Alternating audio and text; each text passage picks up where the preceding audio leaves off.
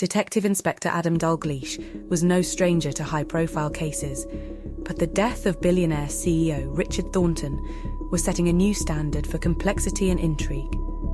Thornton had collapsed during a board meeting, and despite the best efforts of the paramedics, he had been declared dead at the scene.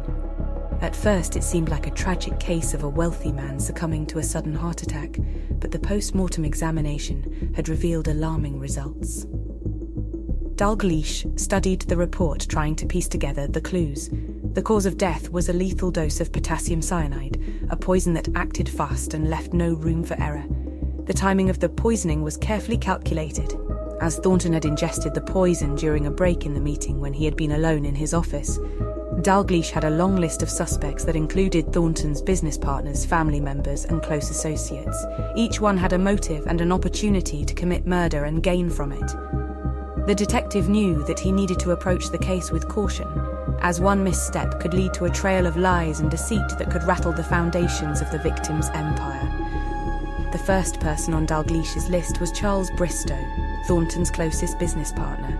The two men had started their company from scratch and had turned it into a multi-billion-pound empire. However, in recent years, there had been growing tension between them as Thornton had started to make unilateral decisions without consulting Bristow. When questioned, Bristow admitted that he had argued with Thornton during the meeting, but he denied any involvement in his death. The second suspect was Thornton's wife, Sylvia, who had a reputation for being demanding and financially aggressive. The couple had a prenuptial agreement that stated that Sylvia would receive a limited inheritance in case of Thornton's demise.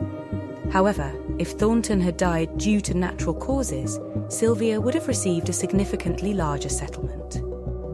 The detective noted that Sylvia had been unusually calm during the investigation, which raised a red flag in his mind. The third suspect was Thornton's son, Edward, who had a well-known drug addiction that had caused a rift between him and his father. Dalgleish discovered that the younger Thornton had been in financial trouble and had repeatedly asked his father for money. The detective wondered if Edward had grown desperate enough to resort to murder to secure his inheritance. As Dalgleish delved deeper into the investigation, he uncovered evidence that each suspect had something to hide. Bristow had a strained relationship with Thornton, but he had an alibi during the meeting, as he had been with his personal assistant.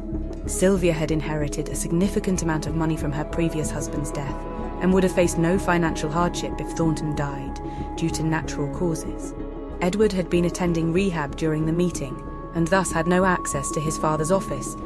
The case seemed to be going nowhere until the detective discovered a piece of evidence that changed the course of the investigation. He received an anonymous tip that led him to discover a hidden camera in Thornton's office.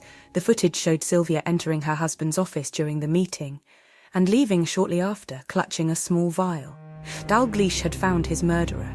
When confronted with the evidence, Sylvia broke down and confessed to the crime.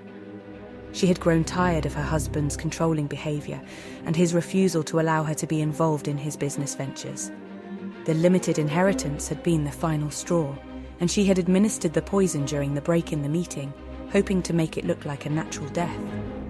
As the trial unfolded, it became clear that Thornton's death had not been a straightforward case of greed or financial gain. It had been a tragic end to a marriage that had turned toxic. Dalgleish had solved another high-profile case, but he knew that there would be many more like this, where passion and emotion were the driving forces behind murder. In the style of P.D. James, the story explored the complex web of relationships and emotions that drive people to commit unthinkable acts. The detective's careful and methodical approach to the case highlighted the importance of separating fact from fiction and not rushing to conclusions. As the story ended, Dalgleish knew that the memory of Richard Thornton would linger long after the trial had ended, a warning of how love and hate could coexist in surprising ways.